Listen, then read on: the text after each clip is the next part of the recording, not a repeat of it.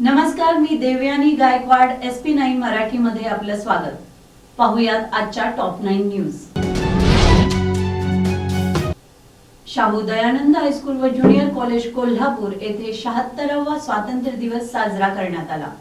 NDRF टीमला आमंत्रित करून त्यांचाही तेथे यथोचित सन्मान करण्यात आला। कोल्हापूर, सांगली, सातारा जिल्ह्यांना वारंवार पुराचा सामना करावा लागतो। अशा वेळी NDRFचे जवान वेळोवेळी सदैव लोकांच्या मदतीसाठी धावून जातात आणि याच कृतज्ञतेच्या भावनेतून त्यांचा सन्मान करणं हे आमचं कर्तव्य आहे। या भावनेतूनच शाहू दयानंद हायस्कूल व ज्युनियर कॉलेज कोल्हापूर यांच्याकडून त्यांचा यथोचित सन्मान करण्यात आला। आज शाहू दयानंद हायस्कूल आणि ज्युनियर कॉलेज कोल्हापूर येथे स्वातंत्र्य दिनाचे औचित्य साधून NDRF टीमला आमंत्रित करून त्यांचा सन्मान करण्यात आला। कोल्हापूर, सांगली आणि सातारा जिल्ह्यात वारंवार पूर येत असतो। या पुरामध्ये NDRFचे जवान सातत्याने काम करत असतात। सध्या कोल्हापूर जिल्ह्यात NDRFच्या तुकड्या 4 तर सातारा आणि सांगलीमध्ये 2 आहेत। कृष्णा खोऱ्यातील नद्यांना दरवर्षी पूर येत असतो। दरवर्षी NDRF टीम लाखो रहिवाशांना वाचवण्यात मदत करत असते। या मदत कार्यामध्ये सातत्याने त्यांचा पुढाकार असतो। यासाठी त्यांचा सन्मान करणं हे आपलं कर्तव्य आहे असं म्हणून शाहू दयानंद हायस्कूल आणि ज्युनियर कॉलेज यांनी त्यांचा यथोचित सन्मान केला। यावेळी या हायस्कूलचे अध्यक्ष ॲडव्होकेट इंद्रजित पाटील, सचिव ॲडव्होकेट अनिरुद्ध पाटील, सर्व संचालक, अध्यापक उपस्थित होते। NDRF अधिकारी इन्स्पेक्टर पुरुषोत्तम सिंह, इन्स्पेक्टर जालिंदर फुंदे तसेच हवालदार निवृत्ती बारड, हवालदार किरण सोनवणे व सर्व टीमचा सन्मान करण्यात आला। महाराष्ट्रातील 1200 वर्षे जुनी परंपरा संपणार, हरिनाम बोला सांगणाऱ्या वासुदेवांकडे लक्ष द्यायला कोणीही तयार नाही, न जनता न सरकार। अशा वेळी त्यांच्या समस्या समजून घेणं, ऐकून घेणं आणि त्या दूर करण्यासाठी सरकारनं प्रयत्न केले पाहिजेत, अन्यथा ही लोककला संपुष्टात येण्याची भीती व्यक्त केली जात आहे। पाहुयात SP9 मराठीचा या संदर्भातील स्पेशल रिपोर्ट। डोक्यावर मोरपिसांचा टोप, अंगरखा, गळ्यात माळ, हातात टाळ, पायात चाळ असं सगळं असलेलं वासुदेवाचं रूप आपल्या संस्कृतीचा महत्त्वाचा भाग आहे। आजही अंगणात वासुदेव आला ही भाग्याची गोष्ट समजली जाते। चांगुणाच्या घरी शंकर आले भोजनाला, स्वस्थ बसा स्वामी मन करुणी धीर अशा गाण्यांमधून देवादिकांच्या कथा दारात वासुदेव सांगत असतात। आधुनिकतेच्या युगात वासुदेवाची गाणी कमी झाली। महाराष्ट्रात लुप्त होत चाललेल्या या संस्कृतीविषयी आपण कधी जागे होणार हा प्रश्न आहे। मराठी संस्कृतीतील वासुदेवाची परंपरा सुमारे 1200 वर्ष जुनी असावी असं जाणकार सांगतात। संत ज्ञानेश्वर, संत तुकाराम, संत नामदेव यांच्या साहित्यात वासुदेवावरील रूपके आढळतात, परंतु संत एकनाथ महाराजांनी त्याला आणखी प्रसिद्धीच्या झोतात आणले। आपल्या शत्रूच्या गोटातून बातम्या मिळवण्यासाठी शिवाजी महाराजांनी देखील वासुदेवाचा योग्य वापर करून स्वराज्याच्या अनेक मोहिमा फत्ते केल्या। इतिहासात महत्त्वाचं स्थान असलेला वासुदेव आज लुप्त होताना आपल्याला पाहावं लागतोय। आळंदीत राहणारे ज्ञानेश्वर साळुंखे रोज सकाळी दान पावलं म्हणत दारोदारी भिक्षा मागण्याचं काम करतात। घरी आई वडील, बायको, 2 मुलं असं कुटुंब असून ज्ञानेश्वर त्यांच्या कुटुंबाचा उदरनिर्वाह वासुदेवाच्या दानातून करतात। सकाळी लवकर बाहेर पडून दारोदारी दान पावलं असं म्हणत दान गोळा करतात। मी ही परंपरा स्वीकारली असली तरीही माझ्या मुलांनी चांगलं शिक्षण घ्यावं असं सतत त्यांना वाटत होतं। वासुदेवाची परंपरा आमच्या अनेक पिढ्यांनी आजतागायत सांभाळली आहे। आमचा समाज पश्चिम महाराष्ट्रात मोठ्या प्रमाणात आढळत असून समाजातील नव्या पिढ्यांनी नवीन व्यवसाय स्वीकारले आहेत। या समाजातील नव्या पिढीला दारोदार फिरून दान मागण्याची लाज वाटते। आता पूर्वीसारखे दानही मिळत नाही, त्यामुळे परंपरा नष्ट होऊ लागल्या आहेत। या लोकपरंपरांचे जतन होणे आवश्यक आहे असंही त्यांनी सांगितलंय। आज जे काही जुन्या पिढीतील काही मोजके लोक आहेत त्यांना दारोदारी न फिरू देता राज्याच्या लोककला संस्कृती मंत्रालयानं त्यांच्याकडील मौल्यवान ज्ञान कसे जतन होईल याचा प्रयत्न करावा, त्यांना आर्थिक आधार द्यावा, त्यांच्याकडील ज्ञान नव्या पिढीला मिळेल यासाठी प्रयत्न करावा अशी भावनासुद्धा सर्वसामान्य वासुदेवांची आहे, असंही मत ज्ञानेश्वर साळुंखे व्यक्त करतात। भारतीय संविधानाच्या कलम 342 नुसार धनगर समाजाचा समावेश अनुसूचित जमातीच्या यादीत आहे, परंतु राजकीय लोकांच्या नाकर्तेपणामुळे धनगर समाज अनेक वर्षांपासून अनुसूचित जमातीच्या आरक्षणापासून व सवलतींपासून वंचित राहिला आहे। धनगर समाज यासाठी अनेक वर्षांपासून लढा देत आहे. भारतीय संविधानाच्या कलम 342 नुसार धनगर समाजाचा समावेश अनुसूचित जमातीच्या यादीत आहे. परंतु राजकीय लोकांच्या नाकर्तेपणामुळे धनगर समाज अनेक वर्षांपासून अनुसूचित जमातीच्या आरक्षणापासून आणि सवलतीपासून वंचित राहिलाय. धनगर समाज यासाठी अनेक वर्षांपासून लढा देतोय. या पत्रकार परिषदेच्या माध्यमातून सरकारकडे आम्ही अपेक्षा करतोय की त्वरित अध्यादेश काढून धनगर समाजास अनुसूचित जमातीच्या आरक्षणाची अंमलबजावणी करावी आणि धनगर समाजाच्या हाती अनुसूचित जमातीचे प्रमाणपत्र द्यावे. महाराष्ट्रामध्ये अनेक ठिकाणी मेंढपाळ बांधवांवर हल्ले होत आहेत. गाव गुंडांकरवी मारहाण होते आहे. त्यांच्या शेळ्या मेंढ्यांची चोरी होते आहे. मेंढपाळ बांधवांवर होत असलेल्या हल्ल्यांबाबत सरकारने कडक कायदा करावा आणि स्वसंरक्षणार्थ त्यांना शस्त्र परवाना देण्यात यावा. तसेच शेळ्या मेंढ्या व अन्य पाळीव प्राणी यांच्या चराईसाठी गायरान जमिनी आरक्षित ठेवण्यात याव्यात. या वर्षांपासून शेळ्या मेंढ्यांचे लसीकरण प्रति शेळी किंवा मेंढी 10 रुपये केले जावे आणि पूर्वीप्रमाणे प्रति शेळी किंवा मेंढी 1 रुपयाप्रमाणे या संदर्भातले लसीकरण सुरू करावे, अशा मागण्यासुद्धा या निमित्ताने करण्यात आल्या. धनगर समाजासाठी घोषित केलेली 1000 कोटी रुपयांची योजना त्वरित लागू करावी. प्रत्येक वर्षी योजना किती जनतेपर्यंत पोहोचली याचंही सोशल ऑडिट व्हावं. अनेक योजना कागदावरच राहतात आणि भ्रष्टाचारांमध्येच संपून जातात. त्यामुळं लवकरात लवकर या योजना लोकांपर्यंत पोहोचवाव्यात, यासाठी यशवंत ब्रिगेड अनेक वर्षांपासून लढा देत आहे. 31 मे रोजी मुख्यमंत्री यांनी फक्त घोषणा केली, परंतु अंमलबजावणी झाली नाही. त्याचबरोबर महाराजा यशवंतराव होळकर यांचे जन्मस्थान किल्ले वाफगाव राज्य संरक्षित स्मारक व्हावे. महाराजा यशवंतराव होळकर यांचे भारतीय स्वातंत्र्य लढ्यात मोलाचे योगदान आहे.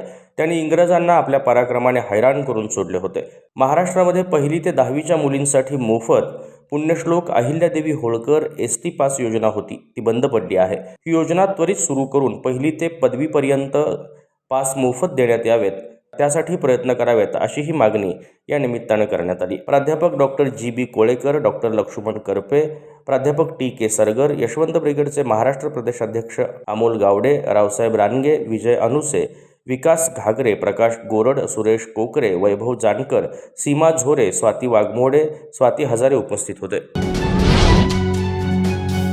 स्वातंत्र्य दिनाच्या वर्धापन दिनानिमित्त राज्यपालांचे राजभवन पुणे येथे चहापान, साहित्य, संगीत, संस्कृती यासह विविध क्षेत्रातील मान्यवरांची उपस्थिती. देशाच्या स्वातंत्र्य दिनाच्या 76व्या वर्धापन दिनानिमित्त राज्यपाल रमेश बैस यांनी मंगळवारी 15 ऑगस्ट दिवशी गणेशखिंड पुणे येथील राजभवन येथे प्रथेनुसार चहापान व स्वागत समारंभाचे आयोजन केले होते. देशाच्या स्वातंत्र्य दिनाच्या 76व्या वर्धापन दिनानिमित्त राज्यपाल रमेश बैस यांनी मंगळवारी गणेशखिंड पुणे येथील राजभवन येथे प्रथेनुसार चहापान आणि स्वागत समारंभाचे आयोजन केले होते. चहापानाला राज्यपालांच्या पत्नी रामबाई बैस, पालकमंत्री चंद्रकांत पाटील, सैन्य दलातील वरिष्ठ अधिकारी, वरिष्ठ प्रशासकीय व पोलीस अधिकारी, सावित्रीबाई फुले पुणे विद्यापीठाचे कुलगुरू डॉक्टर सुरेश गोसावी, सामाजिक कार्यकर्ते गिरीश प्रभुणे, MIT विश्वशांती केंद्राचे संस्थापक डॉक्टर विश्वनाथ कराड, अस्थिविकार तज्ज्ञ डॉक्टर K.H. संचेती, ज्येष्ठ अभिनेते डॉक्टर मोहन आगाशे, दिग्दर्शक प्रवीण तरडे, गायक शौनक अभिषेकी, सलील कुलकर्णी, सावनी शेंडे, आर्या आंबेकर यासह विविध क्षेत्रातील मान्यवर निमंत्रित करण्यात आले होते. राष्ट्रगीत आणि राज्यगीताने कार्यक्रमाची सुरुवात झाली. त्यानंतर राज्यपाल व पालकमंत्री यांनी निमंत्रितांच्या भेटी घेऊन त्यांना स्वातंत्र्य दिनाच्या शुभेच्छा दिल्या. कोल्हापुरात पुन्हा पावसाच्या सरी बरसल्या. पुढील 4 दिवस पाऊस बळीराजा सुखावला. शहर परिसर आणि जिल्ह्यात ठिकठिकाणी बुधवारी दुपारनंतर पावसाला पुन्हा प्रारंभ झाला. 8 दिवसांहून अधिक काळ गायब झालेल्या पावसाचे पुन्हा आगमन झाल्याने बळीराजा सुखावला आहे. हवेत गारवा निर्माण झाला आहे. शहरातील सखल भागात रस्त्यांवर पाणी तुंबून राहिले. कोल्हापुरात पुन्हा पावसाच्या सरी बरसल्या. पुढील 4 दिवस पाऊस बळीराजा सुखावलाय. शहर परिसर आणि जिल्ह्यात ठिकठिकाणी बुधवारी दुपारनंतर पावसाला पुन्हा प्रारंभ झालाय. 8 दिवसांहून अधिक काळ गायब झालेल्या पावसाचे पुन्हा आगमन झाल्याने बळीराजा सुखावलाय. हवेत गारवाही निर्माण झालाय. शहरातील सखल भागातील रस्त्यांवर पाणी तुंबून राहिले. तब्बल आठवड्याहून अधिक दिवस पावसाने पाठ फिरवली होती. यामुळे नदी ओढ्यातील पाणी कमी झाले होते. माळरानावरील ज्वारी, भुईमूग, सोयाबीन अशी पिके वाळत होती. पाऊस नसल्याने सर्वच पिकांची वाढ खुंटली होती. गडहिंग्लज, शिरोळ, हातकणंगले या तालुक्यात आणि इतर ठिकाणी दुपारच्या वेळी उन्हाळ्यासारखे वातावरण होते. हवेत कमालीची उष्णता वाढली होती.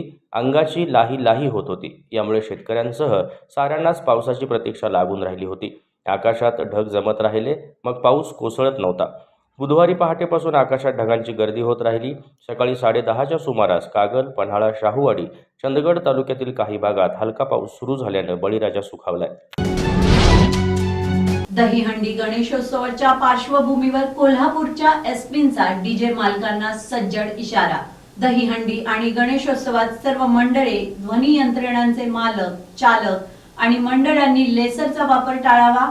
आवाज मर्यादेचेही काटेकोर पालन करावे, अन्यथा सर्व यंत्रणा जप्त करून संबंधितांवर गुन्हे दाखल करणार असा इशारा पोलीस अधीक्षक महेंद्र पंडित यांनी दिला.